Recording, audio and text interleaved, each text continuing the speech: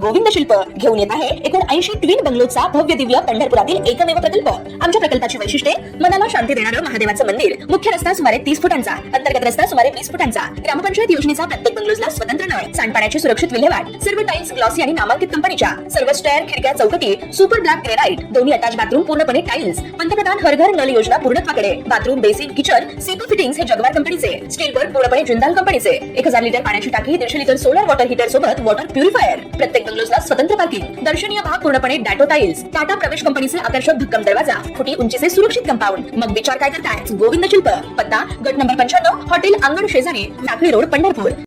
ताज्या घडामोडी पाहण्यासाठी आमच्या YouTube चॅनलवरील PVR म्हणजेच पंढरी वार्ता या न्यूजला सबस्क्राइब करा आणि शेजारील बेल आयकॉनवर क्लिक करा। यंदाच्या गाळप हंगामात साखर कारखान्याकडे गाळपास जाणाऱ्या ऊसास प्रति टन 3500 रुपये दर मिळावा या मागणीसाठी शेतकरी संघटनेचे समाधान फाटे व त्यांच्या सहकार्यांनी वाखरी पालखी तळावर आमरण उपोषण सुरू केले आहे। या आमरण उपोषणाचा आजचा 5वा दिवस असून समाधान फाटे यांच्या मागणी सोलापूर जिल्ह्यातील शेतकऱ्यांकडून मोठे पाठबळ मिळताना दिसून येत आहे। तर विविध राजकीय पक्ष संघटनांचे पदाधिकारी देखील या आंदोलनास आपला पाठिंबा व्यक्त करताना दिसून आले आहेत।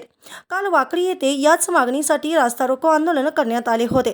या आंदोलनाच्या माध्यमातून साखर कारखानदारांचे, साखर आयुक्त यांचे तसेच शासनाचे लक्ष वाकरी पालखी तळावर सुरू असलेल्या आमरण उपोषणाकडे वेधण्याचा आंदोलकांचा प्रयत्न होता।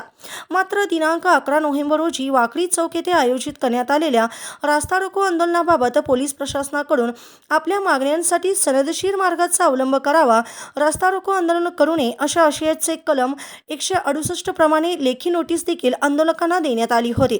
तरीही बेकायदेशीर जमवाजमव करून पंढरपूर ते पुणे, पंढरपूर ते सातारा रस्त्यावर दोन्ही बाजूची वाहतूक बंद करून घोषणा देऊन वाहनांना मज्जाव केल्याचा प्रकार घडल्याने भगीरथ भारत भालके तसेच संग्राम ज्ञानेश्वर गायकवाड, निवास दत्तात्रय नागणे, दत्तात्रय शिवाजी बागल, रणजित सिद्धनाथ बागल, दीपक दामोदर पवार तसेच दीपक जालिंदर भोसले, मारुती दगडू जाधव, तानाजी विष्णू बागल, सचिन पाटील व इतर 7 ते 8 जणांनी बेकायदेशीर जमाव जमवून आंदोलन केल्याप्रकरणी भारतीय न्याय संहितानुसार विविध कलमांतर्गत गुन्हा दाखल करण्यात आला आहे।